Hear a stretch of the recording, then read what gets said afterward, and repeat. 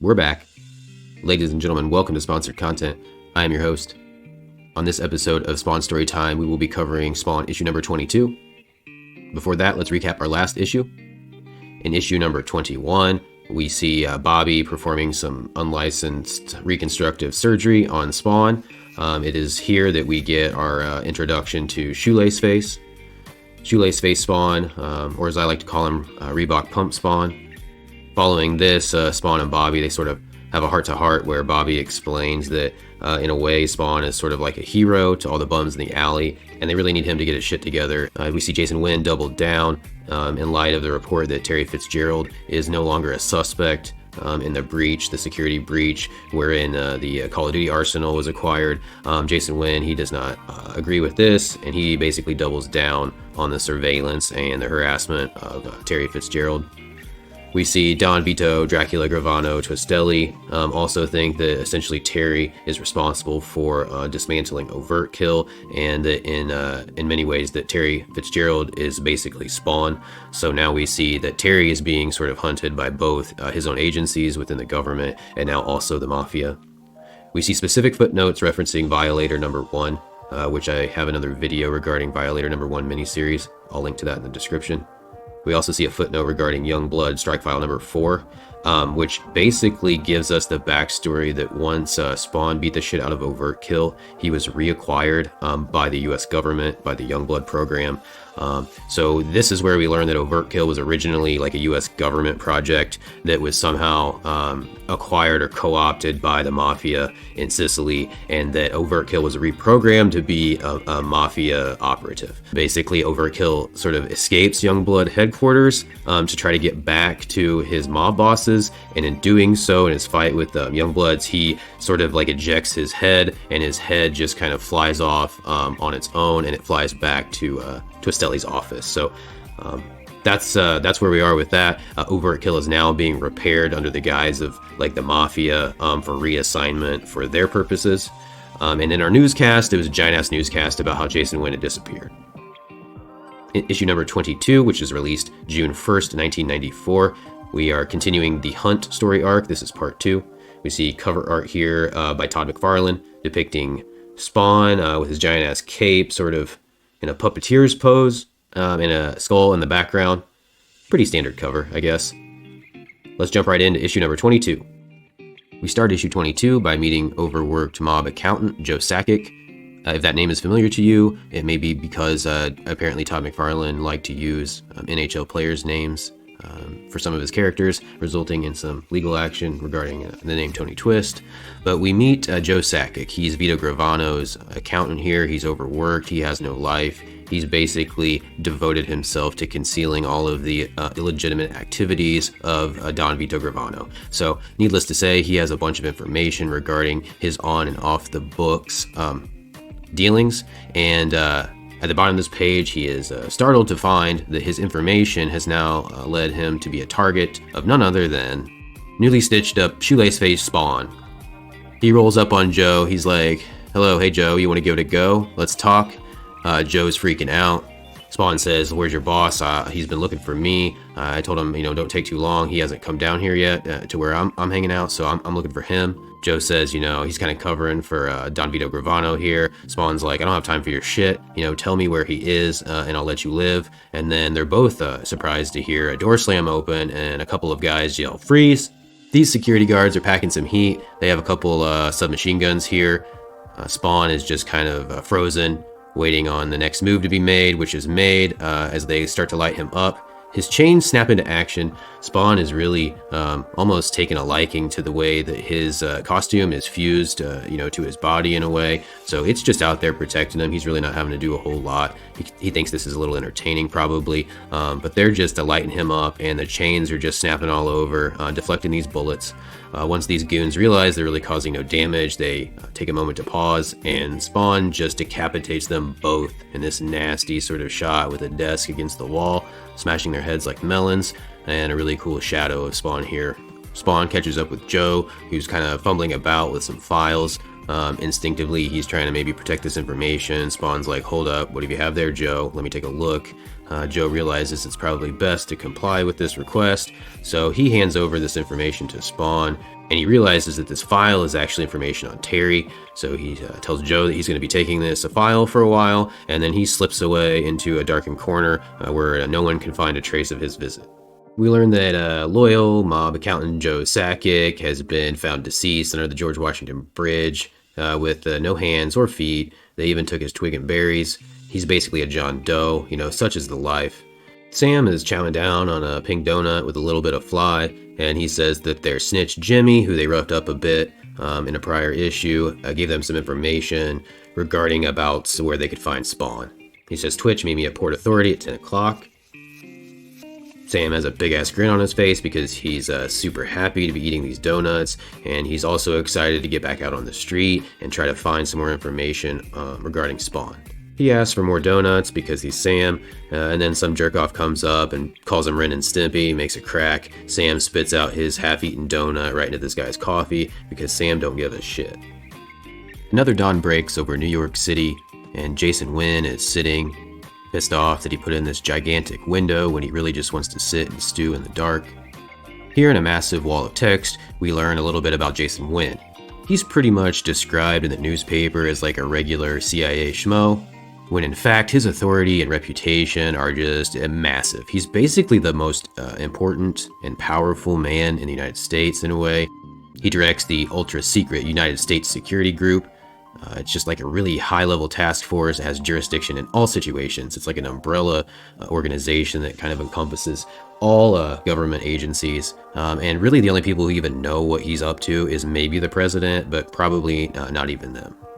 Jason Wynn is pissed because he was disappeared for 2 days while he was cooked up into an anti-spawn. So there's been like a lot of talk behind his back saying he's a weak-ass bitch and he's really short.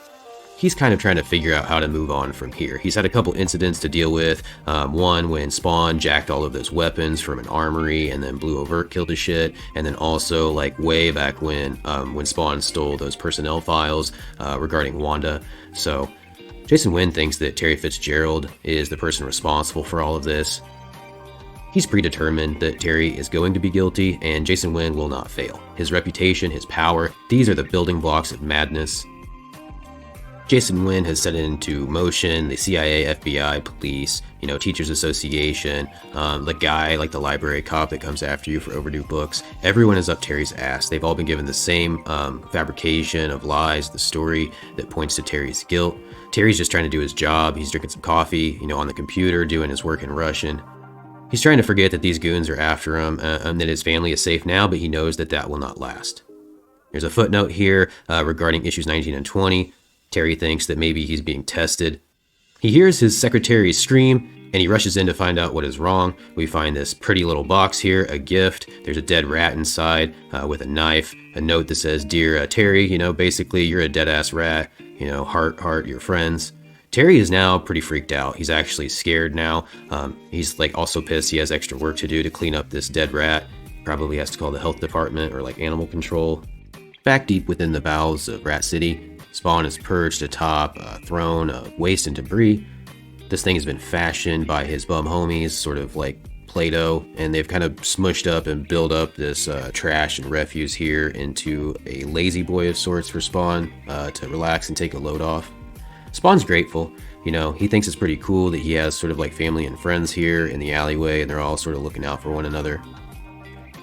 Spawn's reading the file that he got from the greasy bastard Don Vito Gravano Twistelli's accountant, and he learns that the mob thinks that Terry is Spawn. On the next page, we see Twistelli talking to one of his like techno goons here about the fact that Overt Kill has now been almost fully repaired. The only problem is that he still maintains some old memories regarding the Youngblood team. Twistelli doesn't give a shit. He's like, I need this dude ready to go tonight, ASAP. Do I make myself clear? Gravano checks up on Overt Kill, who's not quite fully awake, but he's looking pretty awesome here, hooked up to a bunch of stuff. Gravano says, call me as soon as he's ready. I'm going to check up on one of my other situations. We see a footnote here for the Violator number 2 miniseries issue. Gravano says, I'm going to, take care of 2 birds with 1 stone here. Terry has made his way home. He's freaking out because of the dead-ass rat in his office. He wanted to get home to make sure his family was safe. They're not there because he actually forgot. They go visit Granny Blake on these days. He's like, I hope they're safe. He looks out the window. He sees these CIA losers parked outside, giving him the business, sending him the message. He's trying not to be completely paranoid and rationalize the situation, but he's kind of starting to lose it in this moment. While Terry is attempting to come to grips with the situation, another vehicle pulls up behind the feds. This vehicle belongs to Gravano's goons. The feds notice this. They think that maybe Terry is tied up with the mafia. They realize that they're actually packing some pretty big ass heat, so now they're concerned. They jump out. They're like, freeze. The mafia goons, they're packing their gats, so they turn around. They start blasting, rat-a-tat-tat. Terry runs out of his house with a high-powered rifle. This thing has turned into the Miami-Dade shootout. Now everybody is shooting at everyone. Someone yells out, "You goddamn traitor." Terry lunges into the bushes, now realizing that maybe he shouldn't have ran right outside to engage in this gunfight. The fight continues. Some people are getting got.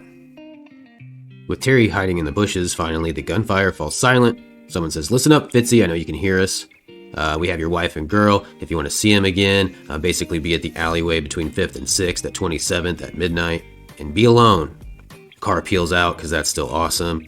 Terry steps out of the bushes and he's like, holy shit. He's realizing that, the situation has gotten a lot more complicated. The goons are lying. Everybody's safe. Wanda and Cyan are actually with Granny Blake at the park, so they fed him a bunch of bogus info. But he's kind of taking this all in. He knows that he needs to go find his family. He knows that he needs to get out of here. These dead G-men on his lawn are certainly going to be a problem, so he runs. A few hours later, one of the bums runs up to Spawn, who's chilling in his pile of trash. He says, "Yeah, you were right." Spawn says, "Okay, the files were correct." Bum says, "Hurry up, man, because this black dude in a suit is right in this nasty thing's sights." Spawn's like, "Terry?" He's like, "I don't know his fucking name, but this robot is huge as shit. There's no way this dude in a suit stands a chance. So, whatever you're gonna do, please be careful. This is very, very serious." Spawn's like, "Thank you. I got a little bit of help tucked away over here." Terry's at his pre-arranged, scheduled midnight appointment to try to save his family. He's like, "Where are these other goons?" He says, "What's this?" He pops out. Overkill's big giant ass is standing there. He's like, "Oh my gosh." Overkill says, "It's nice to see you again, hero." Terry's basically saying his prayers. Spawn's throwing things around the alleyway, looking for something in a panic, sort of like a child in their room that's a wreck and they can't find something. He knows that he had buried two steel-piercing AK-720 X1 portable cannons somewhere. Obviously, he knew that these would come in handy one day, so he kept them somewhere around this garbage. He continues to look. He thinks it could be under this dirty old shoe or this apple core. And as he's digging, he hears and feels maybe an all too familiar feeling with some cold steel pressed up against the back of his head. He hears, "Don't move." And now we see Twitch. Badass Twitch with the Magnum revolver. Sam says, "Great work." Twitch says, "Thank you, sir." He has finally caught Spawn. They have been on a mission since issue number 5. They've been sort of sidelined for a while, and they're back out on the street, and now they have finally found their red-caped mystery man. Spawn's like, "Dudes, I really don't need this right now." We see his power gauge finally again here. He's at 7864. And we see at the very bottom, Overkill working up one of his just classic laser eyes. This issue is to be continued. This has been sponsored content with another episode of Spawn Storytime. Thanks for stopping by. Hope to see you again. Boom, Jack 11.